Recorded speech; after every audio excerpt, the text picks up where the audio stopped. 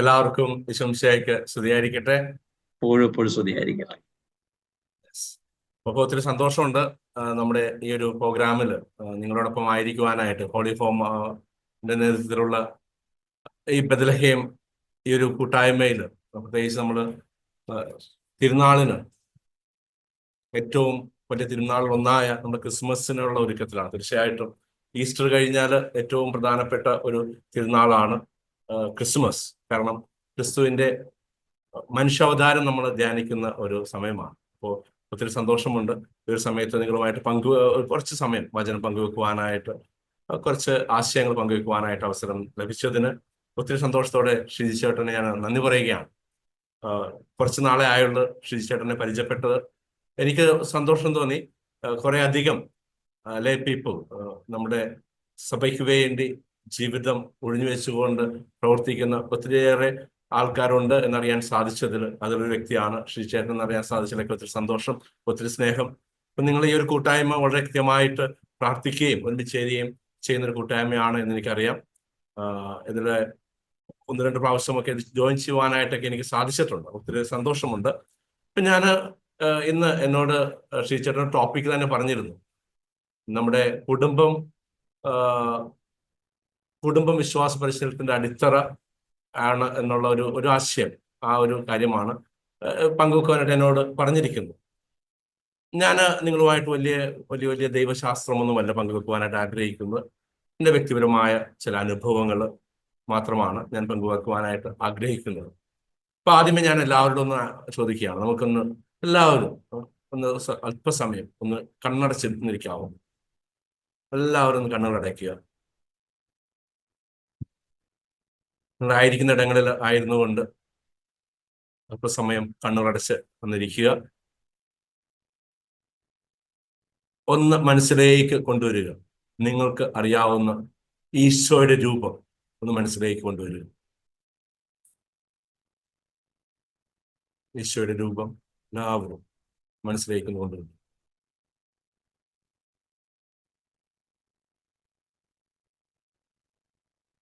Yes, എല്ലാവർക്കും ഒന്ന് കണ്ണു തുറക്കാവുന്നതാണ്. എല്ലാവരുടെ മനസ്സിൽ ഓരോ രൂപങ്ങൾ വന്നു എന്ന് എനിക്കറിയാം. ഉറപ്പായിട്ടും യേശുവിന്റെ രൂപം നമ്മുടെ മനസ്സിൽ എല്ലാവരുടെയും മനസ്സിൽ വന്നിട്ടുണ്ട്. ഞാൻ നിങ്ങളോട് ചോദിക്കുകയാണ്, ഈ രൂപം അല്ലെങ്കിൽ നിങ്ങൾ കണ്ട ആ ഒരു യേശുവിന്റെ രൂപം ആരാണ് നിങ്ങൾക്ക് കാണിച്ചു തന്നത്? അല്ലെങ്കിൽ ആദ്യമായിട്ട് നിങ്ങൾ ആരാണ് ഇതാണ് യേശു എന്ന് നിങ്ങൾ പഠിപ്പിച്ച ആരാണ് എന്ന് ചോദിച്ചു കഴിഞ്ഞാൽ എന്തായിരിക്കും ഉത്തരം?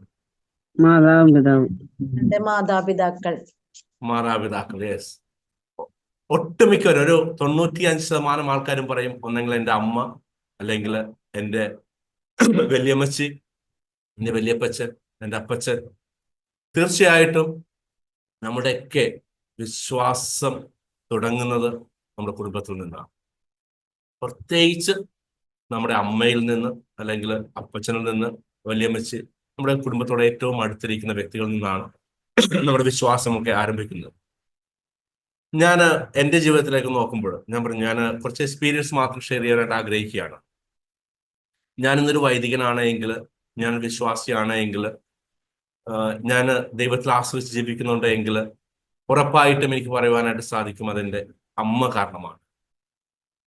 എൻ്റെ അമ്മ എനിക്ക് വേണ്ടി പ്രാർത്ഥിക്കുന്നു എന്നതുകൊണ്ടാണ് ഞാൻ ഇന്നും ഒരു വൈദികനായിട്ട് തുടരുന്നത്. എൻ്റെ ജീവിതത്തിൽ ഒരു വിശ്വാസം എനിക്ക് ലഭിച്ചവിടുന്നതാണ്. ആദ്യമേ തന്നെ എൻ്റെ ഒരു ജീവിതം ഇങ്ങനെയാണ്. ഞാൻ ഓർക്കുമ്പോൾ ചെറുപ്പത്തിലേക്ക്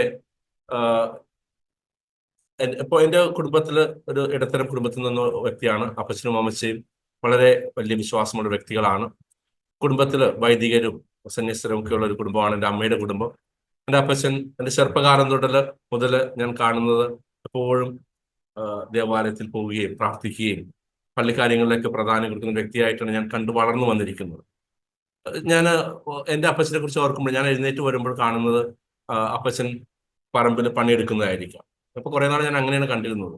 എൻ്റെ അപ്പച്ചൻ ഞായറാഴ്ചകളിലൊക്കെ പള്ളിയിൽ പോകുന്ന ആക്ടിവിറ്റികളിലൊക്കെ പങ്കെടുക്കുന്നതായിട്ട് ഞാൻ കണ്ടിരുന്നു. പിന്നീട് കുറച്ചുകൂടെ വളർന്നപ്പോഴാണ് ഞാൻ മനസ്സിലാക്കുന്നത് എല്ലാ ദിവസവും 5 മണിക്ക്, ആദ്യം 5:30 5:30 കുർബാന ഉണ്ട്. ഞാൻ അർത്തുങ്കൽ എന്നുള്ള വ്യക്തിയാണ്. അപ്പോൾ അർത്തുങ്കൽ പള്ളിയിൽ 5:30 കുർബാനയുണ്ട്. അപ്പച്ചൻ ആ കുർബാനയ്ക്ക് പോകാനായിട്ട് 5 മണിക്ക് വീട്ടിൽ നിന്നും സൈക്കിളും എടുത്ത് പോയി 5:30 കുർബാന കഴിഞ്ഞ് വന്നിട്ടാണ് ഈ പണികളൊക്കെ വീട്ടിൽ ചെയ്യുന്നത്. രാവിലെ തന്നെ നനയ്ക്കുക, മറ്റ് പറമ്പിലെ പണികൾ ചെയ്യുന്നത്. ഞാൻ കാണുന്നത് വർക്ക് ചെയ്യുന്ന ഒരു അപ്പനെയാണ്. പിന്നെ പിന്നീട് ഞാൻ മനസ്സിലാക്കിയത് പള്ളിയിൽ നിന്ന് വന്നു കഴിഞ്ഞിട്ട് അത്രയും നേരത്തെ എഴുന്നേറ്റെല്ലാം കഴിഞ്ഞു വരുന്ന ഒരു അപ്പനെയാണ്. പിന്നീട് ഞാൻ മനസ്സിലാക്കുന്നത് എൻ്റെ അപ്പച്ചൻ പ്രാർത്ഥനയ്ക്ക് വേണ്ടി നിർബന്ധിപ്പിക്കുന്നു. വൈകുന്നേരം ആയിക്കഴിഞ്ഞാൽ പാ വിരിച്ച് ഇടും മുറ്റത്ത്. ഞങ്ങളുടെ രൂപത്തിന് മുമ്പിൽ ഒരു പായുണ്ട്. അത് പ്രാർത്ഥനയ്ക്ക് വേണ്ടി മാത്രമുള്ള ഒരു പായാണ്. ആ പാ വിരിക്കുമ്പോൾ ഞങ്ങൾക്ക് അറിയാം അപ്പച്ചൻ പ്രാർത്ഥിക്കുവാനായിട്ട് വിളിക്കും. നമ്മൾ പിള്ളേർ മടി കാണിച്ച് ഞങ്ങൾ 4 മക്കളാണ്. മടിയൊക്കെ കാണിച്ച് നിൽക്കുമ്പോൾ അപ്പച്ചൻ നേരെ പാ വിരിച്ചിട്ട് അപ്പച്ചൻ പ്രാർത്ഥന തുടങ്ങും. അപ്പൊ ഞങ്ങളെല്ലാവരും വന്നു ചേരും, ഒരുമിച്ചിരുന്ന് പ്രാർത്ഥിക്കുന്നു. അപ്പൊ അതൊരു എല്ലാ ദിവസവും ഒരുമിച്ച് പ്രാർത്ഥിച്ചിരുന്ന ഒരു അവസരമാണ്. അപ്പൊ ഇതൊക്കെ വിശ്വാസത്തിലേക്ക് നയിച്ച വലിയ ഘടകങ്ങളാണ്. പിന്നീട് ഞാനൊരു വൈദികനാണെങ്കിൽ അതിന് ഏറ്റവും പ്രധാന കാരണം എൻ്റെ അമ്മയാണ് എന്ന് ഞാൻ പറഞ്ഞു. കാരണം അമ്മച്ചി എപ്പോഴും എന്നെയും കൊണ്ട് അവിടെ ഞങ്ങളുടെ നാടുകളിലൊക്കെ ആ സമയങ്ങളിലൊക്കെ എപ്പോഴും പ്രാർത്ഥന ഉണ്ട്. IMS ധ്യാന കേന്ദ്രം ഉണ്ടായിരുന്നു. അതോടൊപ്പം തന്നെ കൺവെൻഷൻസ്, ബീച്ചുകളിൽ, അർത്തുങ്കൽ പള്ളിയിലൊക്കെ കൺവെൻഷൻസ് ഒക്കെ ഉണ്ടാകാറുണ്ട്. അപ്പോൾ ഏത് കൺവെൻഷൻസിനും എവിടെയൊക്കെ ധ്യാനമുണ്ടോ അവിടെയൊക്കെ അമ്മച്ചി എന്നെ കൊണ്ടുപോകും. അപ്പൊ അവിടെ ഇരിക്കും, ധ്യാനങ്ങൾ കേൾക്കുന്നു, അമ്മയുടെ കൈ പിടിച്ചു പോകുന്നു, അമ്മയുടെ ആ വിശ്വാസം കാണുന്നു, പ്രാർത്ഥിക്കുന്നു. അപ്പൊ ഇതൊക്കെ കഴിഞ്ഞ് വരുമ്പോൾ ഇടയ്ക്കൊക്കെ അമ്മച്ചിയോട് ആയിരിക്കുമ്പോൾ അമ്മേനോട് പറയുന്ന ഒരു വചനമുണ്ട്. ഒരു കാര്യം പറയുമായിരുന്നു, എൻ്റെ മകൻ ദൈവത്തിന്റെ മുന്തിരിത്തോപ്പിലെ ഒരു വേലക്കാരനാണ്. ഇത് പല പ്രാവശ്യം ചെറുപ്പത്തിൽ അങ്ങനെ കേട്ടിട്ടുണ്ട്. അപ്പൊ എൻ്റെ മനസ്സിൽ വന്നൊരു ആഗ്രഹം, ഞാൻ ദൈവത്തിന്റെ മുന്തിരിത്തോപ്പിലെ ഒരു വേലക്കാരനാകണമെന്ന്. ഒരുപക്ഷെ അതിന്റെ അർത്ഥമൊന്നും എനിക്ക് അറിയത്തില്ലായിരുന്നു. പക്ഷെ പിന്നീട് പതിയെ ഞാനത് മനസ്സിലാക്കി. എൻ്റെ ദൈവവിളിയുടെ ഒരു ആരംഭം എൻ്റെ അമ്മയുടെ ഈ വാക്കുകളാണ്. പിന്നീട് എൻ്റെ ജീവിതത്തിൽ എപ്പോഴും എനിക്ക് പിന്തുണയായിട്ട്, പ്രാർത്ഥനയായിട്ടൊക്കെ അമ്മയുണ്ടായിട്ടുണ്ട്. എൻ്റെ ജീവിതത്തിൽ പല ബുദ്ധിമുട്ടുകൾ, പ്രയാസങ്ങളൊക്കെ ഉണ്ടാകുമ്പോൾ വിശ്വാസം തന്നെ പലപ്പോഴും ഒരു സന്നിഗ്ധ ഘട്ടങ്ങളിലൂടെ കടന്നു പോയിട്ടുണ്ട്, ചില പ്രയാസങ്ങളിലൂടെ കടന്നു പോയിട്ടുണ്ട്. പ്രത്യേകിച്ച് എൻ്റെ കുടുംബത്തിൽ കുറച്ച് ദുരിതങ്ങൾ ഉണ്ടായപ്പോൾ, കുറച്ച് പ്രശ്നങ്ങൾ, എൻ്റെ ഇളയ സഹോദരൻ ക്യാൻസറായിട്ട് മരിക്കുന്ന ഒരു അവസ്ഥ, വലിയ വേദനയോടെ കടന്നു പോകുന്നു. എൻ്റെ സ്വന്തം അപ്പച്ചൻ അതിന് ഉടനെ തന്നെ, അനിയൻ മരിച്ച കുറച്ചുള്ളിൽ തന്നെ കോവിഡ് വന്നിട്ട് കോവിഡ് കാലത്ത് മരിക്കുന്നു.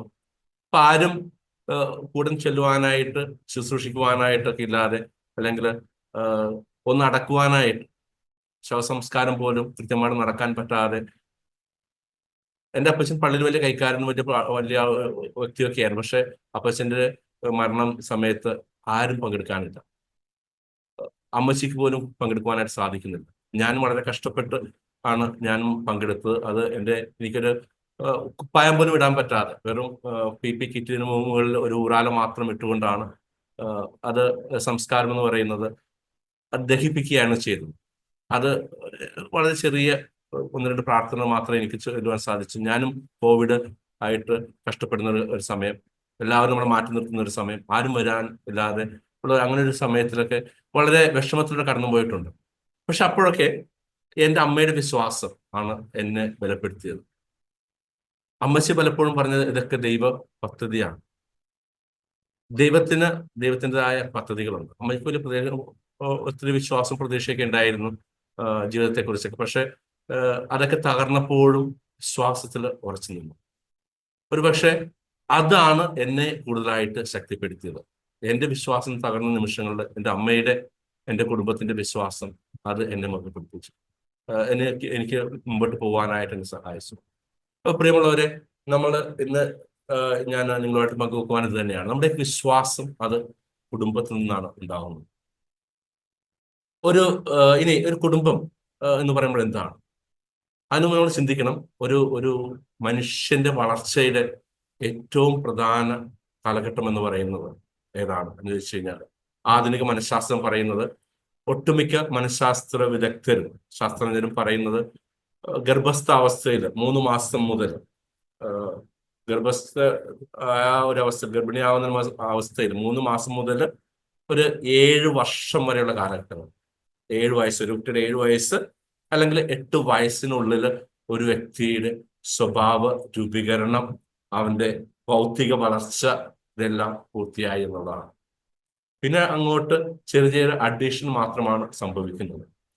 അപ്പൊ ഈ ഒരു കാലഘട്ടത്തിൽ അവന്റെ വിശ്വാസ വളർച്ചയിൽ മാതാപിതാക്കൾക്ക്, കുടുംബത്തിന് വലിയ പ്രാധാന്യം. ഈ ഒരു ചെറിയ അവസ്ഥയിൽ എവിടെയാണ് ഗർഭാവസ്ഥ കാലത്ത് അമ്മ കടന്നു പോകുന്ന ഓരോ സംഘർഷങ്ങള്, സന്തോഷങ്ങള്, വിശ്വാസങ്ങള്, അമ്മയുടെ എക്സ്പീരിയൻസ്, അമ്മയുടെ വിശ്വാസങ്ങള്, ഇതൊക്കെ ആ കുഞ്ഞിനെ അധികമായിട്ട് സ്വാധീനിക്കും. പിന്നീട് അങ്ങോട്ട് പോകുമ്പോൾ നമുക്കറിയാം വിശ്വാസങ്ങൾ സ്വാധീനിച്ചുകൊണ്ടേയിരിക്കുന്നു. ഈ ഒരു 7 വർഷക്കാലം കുടുംബത്തിലാണ് കുഞ്ഞ് ജീവിക്കുന്നത്. അപ്പന്റെ, അമ്മയുടെ, മറ്റു സഹോദരങ്ങളുടെയൊക്കെ ആ ഒരു വിശ്വാസ തീവ്രതയിലാണ് കുഞ്ഞ് വളർന്നു വരുന്നത്. അവന്റെ വിശ്വാസ പൂർത്തീകരണം കഴിഞ്ഞു. പിന്നീടൊക്കെ നമ്മൾ പറയുന്ന മതബോധന ക്ലാസ്സുകൾ, സ്കൂളൊക്കെ, അവിടെയൊക്കെ കുറച്ച് ചെറിയ ചെറിയ അഡീഷൻസ് മാത്രമാണ് സംഭവിക്കുന്നത്. അതിന്റെ ഏകദേശമുള്ള ഒരു വിശ്വാസ രൂപീകരണം, സ്വഭാവ രൂപീകരണം എല്ലാം കഴിഞ്ഞു കഴിഞ്ഞു. അപ്പോൾ അതുകൊണ്ട് തന്നെ കുടുംബം വളരെ പ്രധാനമാണ്. നമുക്ക് നസ്രത്തിന്റെ കുടുംബത്തിലേക്ക് നോക്കാം. നസ്രത്തിന്റെ കുടുംബത്തിൽ എന്താണ് സംഭവിച്ചത്? യേശു ജനിക്കുവാനായിട്ട് ദൈവപിതാവിന് പദ്ധതിയുണ്ട്. ആ പദ്ധതി പ്രകാരം ദൈവപിതാവ് തിരഞ്ഞെടുക്കുന്നുണ്ട്. ഔസേപ്പിതാവിനും മാതാവിനും പ്രത്യേകമായിട്ട് തിരഞ്ഞെടുക്കുന്നതാണ്. എന്തുകൊണ്ടാണ്? തൻ്റെ പുത്രൻ വളരണമെങ്കിൽ നല്ലൊരു കുടുംബം ആവശ്യം. രക്ഷകനായ ദൈവമായിട്ട് അവൻ വളർന്നു വരണമെങ്കിൽ ഒരു കുടുംബത്തിൽ മാത്രമാണ് വിശ്വാസമുള്ള നല്ല മാതാപിതാക്കളിൽ മാത്രമേ നല്ല മക്കളുണ്ടാവുകയുള്ളൂ. അപ്പൊ അതുകൊണ്ട് ദൈവം തിരഞ്ഞെടുക്കുന്നുണ്ട്. പ്രത്യേകമായിട്ട് തിരഞ്ഞെടുത്തതാണ് ഔസേപ്പിതാവിനെയും മാതാവിനെയും. നമുക്കറിയാം തിരഞ്ഞെടുപ്പുകൾ. ഇനി ആ ഒരു കുടുംബ പാരമ്പര്യത്തിലേക്ക് വരുന്നത്, അതൊക്കെ തിരഞ്ഞെടുപ്പിന്റെ ഭാഗമാണ്. എന്തുകൊണ്ടാണ്? ആ കുടുംബത്തിൽ നിന്നാണ് വിശ്വാസം വരുന്നത്. യേശു അങ്ങനെ വളർന്നു വന്നതാണ്. നമ്മുടെ മതബോധന ഗ്രന്ഥം, ഔദ്യോഗികമായ കത്തോലിക്ക സഭയുടെ മതബോധന ഗ്രന്ഥത്തില് CCCയില് 2225 ആ ഒരു ഖണ്ഡികയില് പ്രത്യേകമായിട്ട് പറയുന്ന ഒരു കാര്യമുണ്ട്. തങ്ങളുടെ കുഞ്ഞുങ്ങളെ സുവിശേഷവത്കരിക്കുവാനും വിശ്വാസ ജീവിതത്തിൽ വളർത്തുവാനുമുള്ള ഉത്തരവാദിത്വവും കടമയും ആനുകൂല്യവും വിവാഹം എന്ന കൂദാശയുടെ കൃപാവരത്തിലൂടെ മാതാപിതാക്കൾ സ്വീകരിക്കുന്നുവെന്ന്. അപ്പോൾ വിവാഹം എന്ന കൂദാശ നമ്മൾ സ്വീകരിക്കുമ്പോൾ ആ കൂദാശയുടെ ഓരോ മാതാപിതാക്കൾക്കും, ഒരു ഭർത്താവിന്, ഭാര്യയ്ക്ക് ദൈവം നൽകുന്ന വലിയൊരു കടമയാണ് തൻ്റെ മക്കളെ വിശ്വാസത്തിന് വളർത്തിക്കൊണ്ടുവരിക എന്നത്. അതുകൊണ്ട് തന്നെ കുടുംബം വളരെ പ്രധാനമാണ്. ഇനി ഈ കുടുംബത്തിൽ എങ്ങനെയാണ് വിശ്വാസം ഉണ്ടാകുന്നത്? ഞാൻ പറഞ്ഞ നസ്രത്തിലെ കുടുംബത്തിലേക്ക് നോക്കിക്കഴിഞ്ഞാൽ വളരെ കൃത്യമായിട്ട് നമ്മൾ കാണുന്നുണ്ട്. ഔസേപ്പിതാവിന്റെയും മാതാവിന്റെയും ജീവിതത്തിൽ ലൂക്കായുടെ സുവിശേഷം 2-ാം അധ്യായം 41-ാം വചനം ഇങ്ങനെയാണ് പറയുന്നത്: ആണ്ടുതോറും പെസഹ ദിനത്തില് ദേവാലയത്തിലേക്ക്, ജെറുസലേമിലേക്ക് അവർ പോകുമായിരുന്നു. അപ്പൊ അങ്ങനെ വിശ്വാസത്തിൽ വളർന്നൊരു കുടുംബം, ആണ്ടുതോറും പോകുന്ന ഒരു കുടുംബം, വിശ്വാസത്തില് പ്രാർത്ഥനയിൽ വളർന്നൊരു കുടുംബത്തിലാണ് യേശു വരുന്നത്. അതുകൊണ്ട് തന്നെയാണ് ലൂക്കായുടെ സുവിശേഷം 2-ാം അധ്യായം 52 ഇങ്ങനെ പറയുന്നത്: യേശു ജ്ഞാനത്തിലും പ്രായത്തിലും ദൈവത്തിന്റെയും മനുഷ്യരുടെയും പ്രീതിയിലും വളർന്നു. എന്തുകൊണ്ടാണ്? അങ്ങനൊരു കുടുംബത്തില്, ആ കുടുംബാന്തരീക്ഷത്തിലാണ് അങ്ങനെ വളരുവാനായിട്ട് സാധിച്ചത്. പിന്നെ ഈ കുടുംബാന്തരീക്ഷം അത് നമ്മളറിയും. നമ്മുടെ ഈ തിരുനാളിന്, ക്രിസ്മസിന് വേണ്ടി ഒരുങ്ങുമ്പോൾ ഏറ്റവും പ്രധാനപ്പെട്ട ഒരു തീം എന്ന് പറയുന്നത് ഇമ്മാനുവൽ എന്ന് തന്നെയാണ്. ദൈവം നമ്മോട് കൂടെ. അപ്പൊ ദൈവം നമ്മോട് കൂടെ ഉണ്ടാകണമെങ്കിൽ, നമ്മുടെ കുടുംബത്തിൽ ഉണ്ടാകണമെങ്കിൽ, കുടുംബത്തിലുണ്ടെങ്കിൽ മാത്രമാണ് കുഞ്ഞുങ്ങൾക്ക് ആ ദൈവ അനുഭവം ഉണ്ടാവുകയുള്ളൂ. അപ്പോൾ ഈ തിരുക്കുടുംബത്തില് 4 പ്രത്യേകതകളാണ് നമ്മൾ കാണുന്നത്: സ്നേഹം, ഒന്നുചേർന്ന് പ്രാർത്ഥന, കൂട്ടായ്മ, അതോടൊപ്പം തന്നെ ദൈവത്തിൽ ആശ്രയിച്ച ഒരു കുടുംബം. നസ്രത്തിലുള്ള കുടുംബമാണ്. നമ്മുടെയൊക്കെയുള്ള കുടുംബങ്ങൾക്കൊരു മാതൃകയാണ്. സ്നേഹത്തിൽ ഒന്നായി ജീവിച്ചുകൊണ്ട് പ്രാർത്ഥിക്കുന്ന ഒരു കുടുംബമായിട്ട്, ഒരു കൂട്ടായ്മയായിട്ട് ദൈവത്തിൽ ആശ്രയിച്ച് ജീവിക്കുവാൻ സാധിക്കുമ്പോൾ തീർച്ചയായിട്ടും ആ കുടുംബത്തിലെ മക്കളും ആ വിശ്വാസത്തിലേക്കാണ് കടന്നു വരുന്നത്. വിശ്വാസം എന്ന് പറയുന്നത് എന്താണ്? ദൈവം എന്ന് പറയുന്നത് എന്താണ്? നമ്മൾ ആദ്യമേ ചിന്തിക്കണം. ദൈവം എന്താണ്? സ്നേഹമാണ്. വിശ്വാസം എന്നുള്ളത്, അല്ലെങ്കിൽ സ്നേഹം എന്നുള്ളത് നമ്മൾ ആരെങ്കിലും പഠിപ്പിക്കാനുള്ളതല്ല, മറിച്ച് അനുഭവിച്ച് അറിയാനുള്ളത്. വിശ്വാസം അനുഭവിച്ച് മനസ്സിലാക്കുന്ന, അല്ലെങ്കിൽ സ്നേഹം അനുഭവിച്ച് മനസ്സിലാക്കുന്ന ഒരു വ്യക്തിക്ക് ആ സ്നേഹത്തിലേക്ക് ഒന്നായി തീരുവാനായിട്ട് സാധിക്കും. അങ്ങനെ വിശ്വാസത്തിൽ ദൈവത്തിൽ ഒന്നാകുവാനായിട്ട് സാധിക്കും. നമ്മൾ ക്രിസ്തുവിന്റെ ജീവിതത്തിലേക്ക് ഒന്ന് ചിന്തിക്കുക. ഈ അനുഭവമാണ് ക്രിസ്തു പങ്കുവയ്ക്കുന്നത്. ക്രിസ്തു ശിഷ്യന്മാരുമായിട്ട് കടന്നു പോകുന്ന 3 വർഷങ്ങളുണ്ട്. അവർ വിശ്വാസത്തിലേക്ക് വരുന്നത് എങ്ങനെയാണ്? ക്രിസ്തു ഒരു വിശ്വാസം പഠിപ്പിക്കുകയല്ല ചെയ്യുന്നത്, മറിച്ച് അവർക്ക് അനുഭവം നൽകുകയാണ് ചെയ്യുന്നത്. ക്രിസ്തുവിന്റെ ജീവിതത്തിലേക്ക് നോക്കും. ശിഷ്യന്മാരോടൊന്ന് വരാൻ പറഞ്ഞു. മൈക്ക് ഓഫ് ചെയ്യണേ. ഓക്കെ. ക്രിസ്തു ശിഷ്യന്മാരെങ്ങനെയായിരുന്നു വെച്ചാല് യേശു അവരെ വിളിക്കുന്നുണ്ട്, ദൈവം അവരെ വിളിക്കുന്നു ശിഷ്യന്മാരാകുവാനായിട്ട്. പിന്നെ യേശുവിനെ അവർ അനുഗമിക്കുകയാണ്, യേശുവിന്റെ കൂടെ ജീവിക്കുകയാണ്, യേശുവിനെ അനുഭവിച്ച് അവർ അറിയുകയാണ്. ഈ അനുഭവിച്ചറിയുന്നത് എങ്ങനെയാണ്? ക്രിസ്തു അവരുമായിട്ട് വചനം പങ്കുവെക്കുകയാണ്, സ്നേഹം പങ്കുവെക്കുകയാണ്.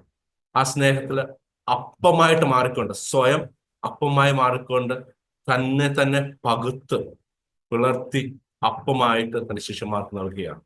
അപ്പോ യേശുവാകുന്ന ആ സ്നേഹത്തെ അനുഭവിച്ച് അപ്പമായിട്ട് സ്വീകരിച്ച്, അല്ലെങ്കിൽ അവനോടൊപ്പം സഞ്ചരിച്ച് അവന്റെ വാക്കുകള് കേട്ട് ഗ്രഹിച്ച് അനുഭവമായിട്ടാണ് യേശു വളർന്നു വന്നത്. അതാണ് ഒരു കുടുംബത്തിൽ നിന്നും ഒരു കുട്ടിക്ക് ലഭിക്കേണ്ടത്. ഇനി നമ്മൾ എമാവുസ് എക്സ്പീരിയൻസ് നമ്മൾ പറയും. ഈ എക്സ്പീരിയൻസ് പറയുമ്പോൾ എപ്പോഴും പറയുന്ന എമാവുസ് എക്സ്പീരിയൻസ് ആണ്. എനിക്കറിയാം നമ്മുടെ സമയമായി, ഞാൻ 2 മിനിറ്റ് കൊണ്ട് ഞാൻ അവസാനിപ്പിക്കാം.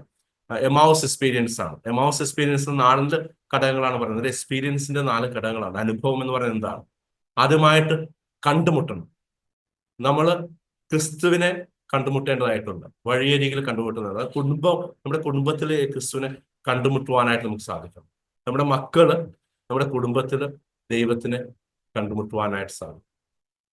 എന്നാൽ മാത്രമാണ് അവർക്ക് അനുധാവനം ചെയ്യുവാനായിട്ട് സാധിക്കുകയുള്ളൂ. ശിഷ്യന്മാർ അവനെ അനുധാവനം ചെയ്യുകയാണ്, ഫോളോ ചെയ്യുകയാണ്, വഴിയിലൂടെ കൂടെ പോവുകയാണ്, യേശുവിനോടൊപ്പം നടക്കുകയാണ്. നമ്മുടെ കുഞ്ഞുങ്ങള് ഈ സ്നേഹ അനുഭവത്തില് അനുഭവിച്ച് നടക്കുവാനായിട്ട് സാധിക്കും.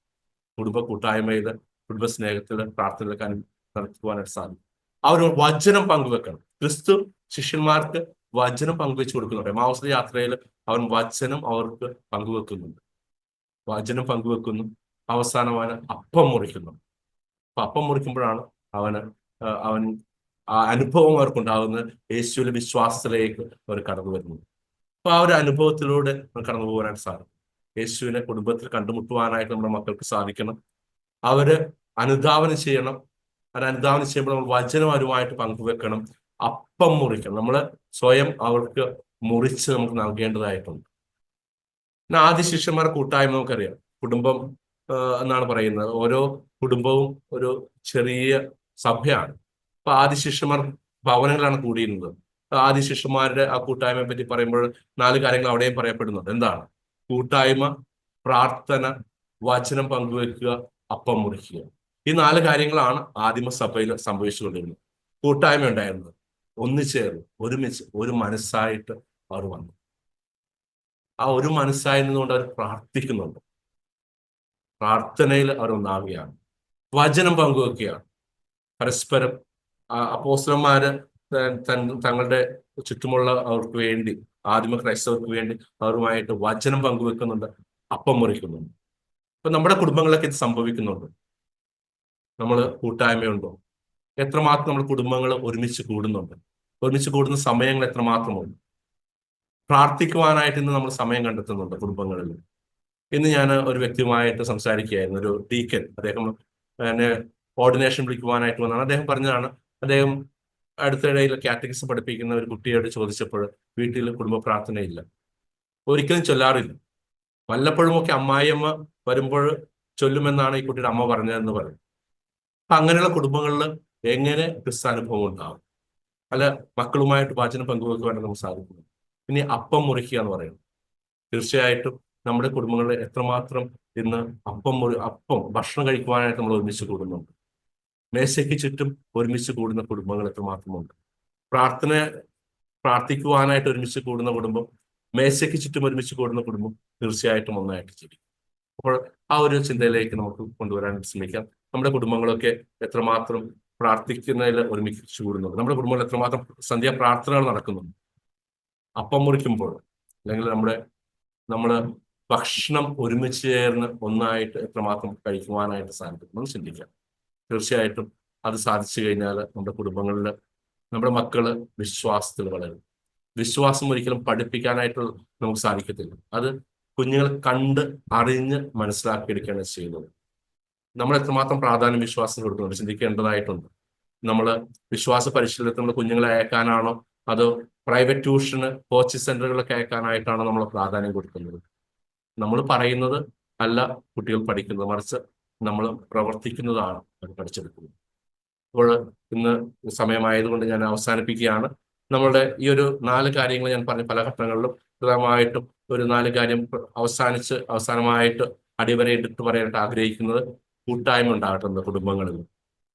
പ്രാർത്ഥി പ്രാർത്ഥനയിലുള്ള കൂട്ടായ്മ, വചനം പങ്കുവെക്കുന്നവരായിട്ട് നമ്മൾ ഒരുമിച്ച് ചേർന്ന് വചനം പങ്കുവെക്കുമ്പോൾ, അപ്പം മുറിക്കുമ്പോൾ, ഒരു മേശയ്ക്ക് ചുറ്റുമിരുന്ന് ഒരുമിച്ച് സ്നേഹത്തോടെ ഭക്ഷണം കഴിക്കുവാൻ സാധിക്കുമ്പോൾ തീർച്ചയായിട്ടും നമ്മുടെ കുടുംബങ്ങളിൽ വിശ്വാസം വളരും. നമ്മുടെ മക്കൾ നല്ല വിശ്വാസികളായി ദൈവസ്നേഹത്തിൽ ദൈവകൃപയിൽ വളരും. സർവശക്തനായ ദൈവം എല്ലാവരെയും അനുഗ്രഹിക്കട്ടെ. എല്ലാവർക്കും ശരിയായിരിക്കും. ഒരു ആശീർവാദങ്ങൾ തരാമോ? തീർച്ചയായും.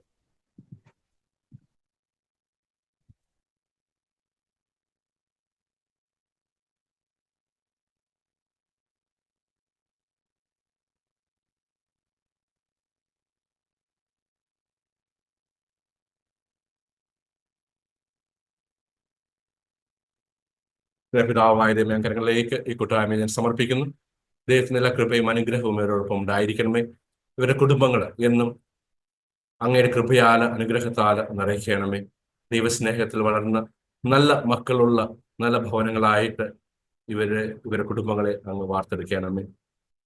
കർത്താവിന്റെ കൃപയും പിതാവായ ദൈവത്തിന്റെ സ്നേഹവും പരിശുദ്ധാത്മാവിന്റെ സംസർഗവും നിങ്ങളോട് കൂടെ.